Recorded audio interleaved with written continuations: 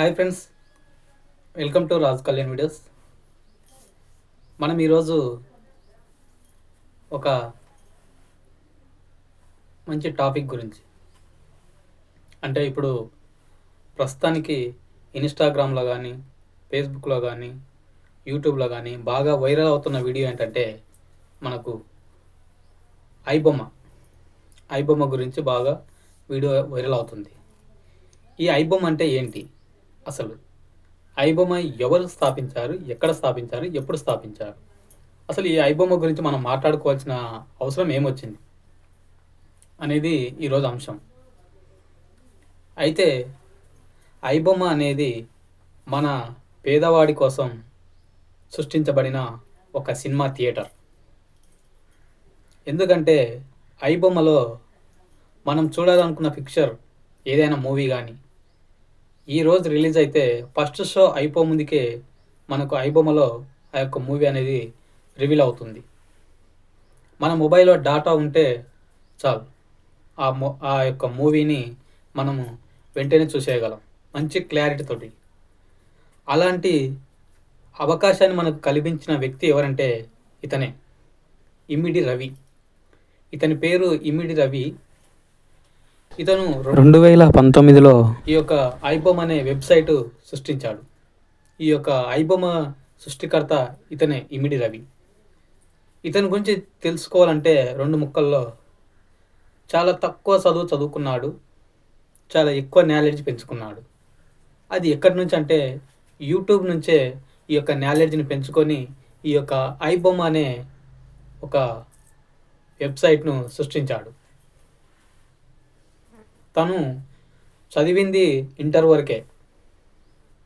Inter అయిపోయింది, డిగ్రీలో join అయ్యిండో లేదో మనకు కూడా పూర్తి తెలియదు, కానీ అందరూ ఇంటర్ వరకే చదివిండని చెప్తున్నారు. అయితే ఇంటర్ నాలెడ్జ్ తోటి యూట్యూబ్లో పైథాన్, జావా ఇలాంటి సాఫ్ట్వేర్లను బాగా ప్రాక్టీస్ చేశాడు. అంటే యూట్యూబ్ నుంచి నేర్చుకున్నాడు. మనకు నేర్చుకోవాలనే అవకాశం ఉంటే, మనకు నేర్చుకోవాలని తపన ఉంటే మనం ఈ యొక్క యూట్యూబ్ను ఎన్నో రకాలుగా యూజ్ చేసుకోవచ్చు. అది మంచిగా కావచ్చు, చెడుకు కావచ్చు. కానీ ఇమ్మిడి రవి ఈ ఐబొమ్మను సృష్టించడానికి కారణం ఏంటంటే, సినిమా థియేటర్లో సినిమా యొక్క టికెట్ ధరలు ఒక ఆకాశాన్ని అంటినాయి. 300, 1000 రూపాయలు, 2000 ఒక టికెట్. అలాగే మూవీ రిలీజ్ అయినప్పుడు టికెట్ 1000, 2000, 3000 ఇలా పెరిగిపోతూనే ఉన్నవి. అలాంటి వాటికి అడ్డుకట్ట వేయటానికే ప్రతి ఒక్క సామాన్యుడు అలాంటి మూవీలను చూడాలంటే ఇబ్బంది పడుతున్నాడని ఈ యొక్క ఐబొమ్మను సృష్టించాడు ఇమ్మిడి రవి. తను కూడా సినిమా చూడాలని ఆశ కలిగిన, తన దగ్గర డబ్బు పెట్టుకొని చూసేంత స్తోమత లేక ఈ దారిని ఎంచుకున్నాడు. ఇది కొంత రకంగా అయితే మంచికే, అలాగే కొంత రకంగా చెడు. ఏదైనా ఒక పని చేస్తున్నామంటే రెండు రకాలుగా ఉంటుంది. ఒకటి మంచిగా ఉంటుంది, చెడుకు ఉంటుంది.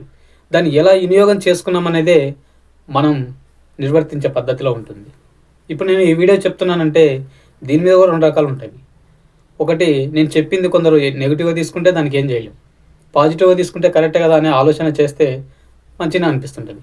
కాబట్టి ఈ యొక్క ఇమ్మిడి రవి అనేదైనా రీసెంట్గా సజ్జనర్ సార్, హైదరాబాద్ మన సజ్జనర్ సార్ గారు, మన పోలీస్, చాలా చాకచక్యంగా దీని గురించి 2 కోట్లు ఖర్చు పెట్టి ఈ యొక్క ఐబొమ్మ ఎవరు సృష్టించారు, ఎక్కడి నుంచి వస్తుంది, అసలు పైరసీ ఎలా జరుగుతుంది మూవీలకు అని బాగా వడపోసి బాగా దాని నుంచి తీస్తే కొంతమంది బయటకు వెళ్ళారు.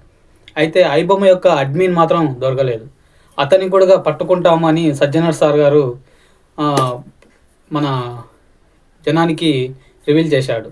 అంటే మన వార్తలకు తను ఎలాగైనా సరే ఈ యొక్క ఐబొమ్మ ఇమ్మిడి రవిని, అంటే అప్పటికి ఇమ్మిడి రవి అని తెలియదు, ఈ యొక్క ఐబొమ్మ అడ్మిన్ ఎవరో అతన్ని కంపల్సరీ పట్టుకుంటామంటే మన ఇమ్మిడి రవి అప్పుడు, అంటే ఒక ఐబొమ్మ అడ్మిన్ ఇలా చెప్పాడు, నన్ను పట్టుకోవడం ఎవరి వల్ల కాదు, నేను మీకు అంత ఈజీగా దొరకను, మీరు నన్ను పట్టుకోలేరని చెప్పి సవాల్ ఇస్తాడు పోలీసులు. సవాల్ ఇసిన రవి పోలీసులకు చిక్కాడా లేదా తెలుసుకుందామంటే సెకండ్ పార్ట్ చూడండి. అప్పుడే మీకు తెలుస్తుంది ఈ యొక్క పూర్తి వీడియో అర్థం ఏంటనేది. ఓకేనా ఫ్రెండ్స్, మీరు కూడా ఈ సెకండ్ పార్ట్ కోసం వెయిట్ చేస్తారని చెప్పి నేను ముగిస్తున్నాను. Thank you.